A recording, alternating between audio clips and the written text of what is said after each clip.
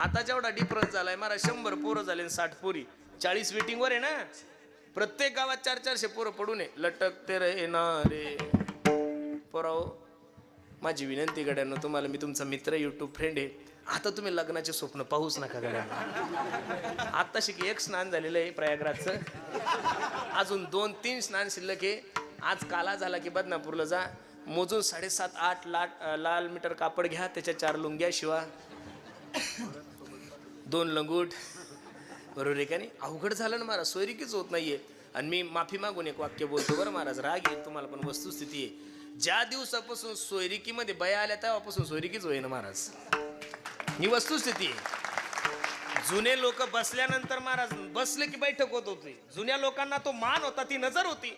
आता ह्या महिला मंडळी शायन्या झाल्या ना, जेव्हापासून बाई बैठकीत आली तेव्हापासून सोयरिकीच होत नाही. तुमच्या बावळेपणामुळे पोरं डिप्रेशन मध्ये चालले माया हो.